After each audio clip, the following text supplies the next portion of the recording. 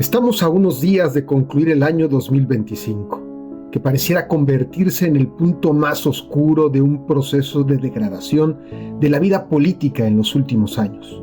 Hace tan solo 3 años salíamos de la crisis sanitaria global más grande que había experimentado nuestra generación, la cual produjo más de 776 millones de infectados y más de 30 millones de personas muertas indirectamente por el COVID. Y sobre todo, nos había generado dolorosos recuerdos fruto del encierro y del aislamiento. Habíamos experimentado en esos días la vulnerabilidad de nuestra fragilidad y la desnudez de nuestra impotencia. Parecía que esos días de zozobra, drama y tragedia nos habían dejado lecciones de empatía y sinergia. Sin embargo, al poco tiempo nos dimos cuenta que no había sido así. De esa crisis parece que no habíamos aprendido nada. Hoy el mundo se encuentra sumergido en lo que el Papa Francisco llamó una tercera guerra mundial en pedazos. En Medio Oriente se desató una guerra que, aunque aparentemente se ha detenido, la paz como fruto de la justicia en esa tierra aún no llega al día de hoy.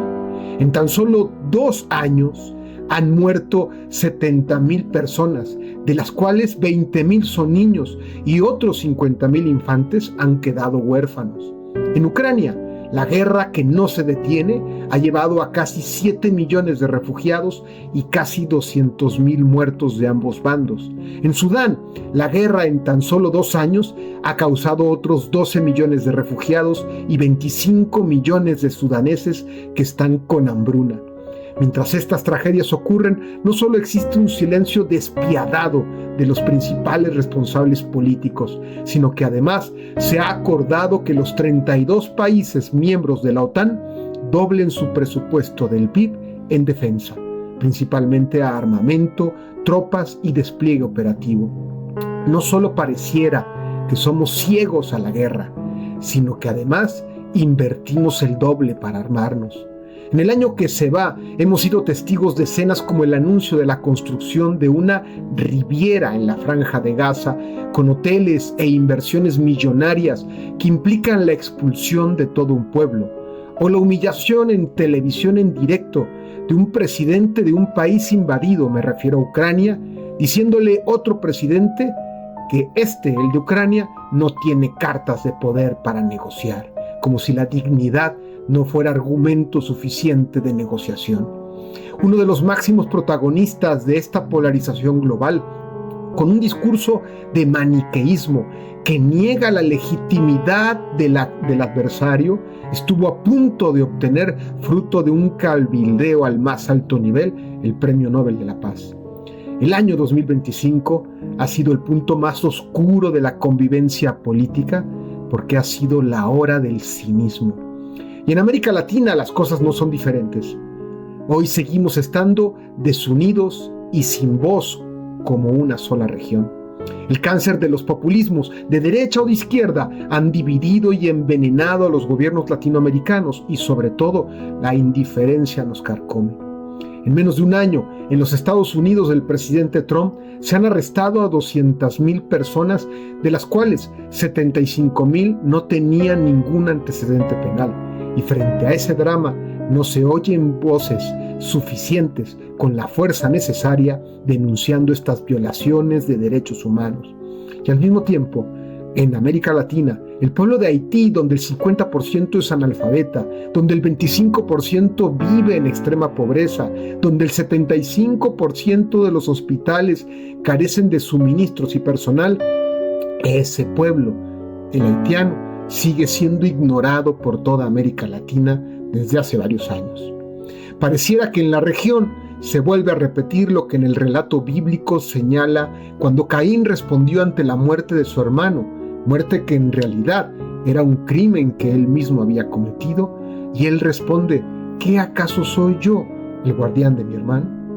En este año, el reloj del fin del mundo, el cual es un símbolo creado por científicos para alertar sobre la proximidad de una catástrofe global, ha marcado solo 89 segundos antes de la medianoche, el punto más cercano de su historia.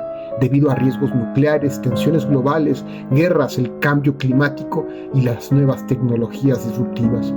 Y en este año que se va, también vimos partir de esta tierra al Papa Francisco, uno de los pocos líderes globales que trataba de crear puentes y espacios de encuentro.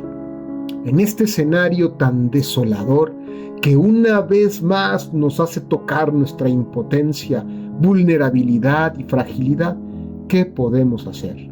Solo existen dos caminos, el del cinismo o el de la esperanza.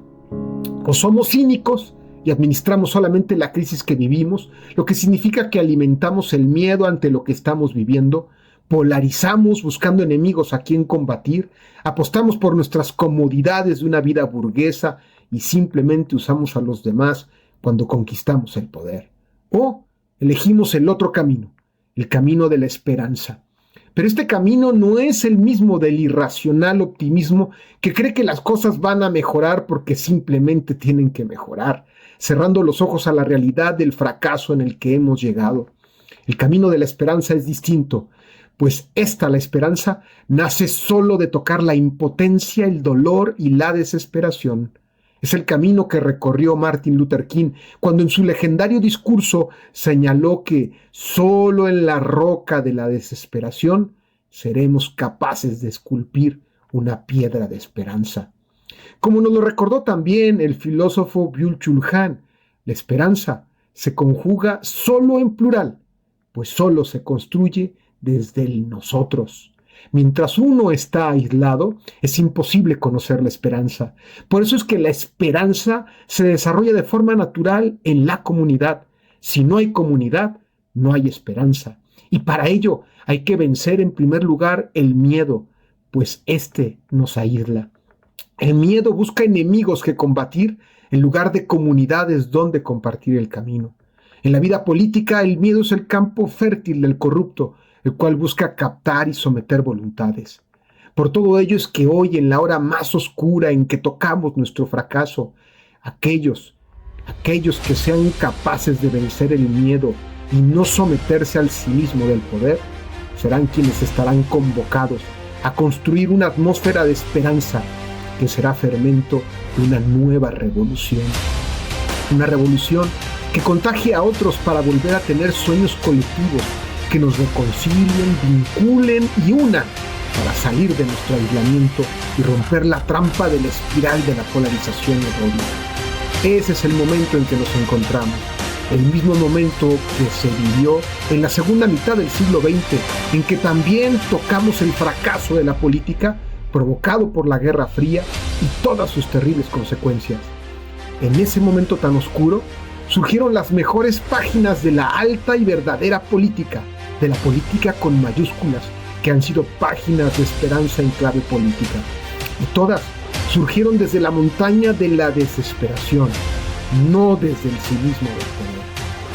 Basta recordar a la viuda Corazón de Aquino, que encabezó la lucha por la democracia en Filipinas, o a Patricio Aylwin en Chile, que fue capaz de liderar la transición a la democracia, o a los acuerdos de Viernes Santo en Irlanda, que sentaron a la mesa a quienes meses antes se buscaban destruir. O recordemos a la cadena báltica en Estonia, Letonia y Lituania, una de las páginas más gloriosas de valentía de pueblos ante una dictadura. O a Violeta Chamorro y la epopeya democrática de Nicaragua, o al legendario Nelson Mandela y el derrocamiento pacífico de una dictadura en Sudáfrica. ¿Y qué decir de la página de oro que significó Oslo y las manos estrechadas entre Yasser Arafat e Isaac Rabin en Camp David, diciendo juntos que palestinos e israelíes querían la paz? Si como humanidad fuimos capaces de forjar esas rocas de esperanza en medio de una montaña de desesperación, hoy nuevamente somos convocados a escribir nuevas páginas luminosas partiendo desde el fracaso de la política, reconociendo el conflicto que vivimos, pero superándolo. Y para lograr ese sueño es que el año nuevo que se acerca deberemos redescubrir a la política como el arte del encuentro, en lugar del arte de la guerra en la que la hemos convertido. Esta nueva cultura política implica reconocer al encuentro mucho más que una estrategia pasajera de negociación, sino al encuentro como principio y destino de la misma acción política. Los políticos no pueden ser ya unos vulgares cruzados de guerras culturales, sino convertirse en artesanos del diálogo, protagonistas de la amistad cívica y expertos del arte de caminar juntos. Esa es la verdadera coyuntura de nuestra historia y ese es el llamado del Clarín que convoca y despunta en el año 2026.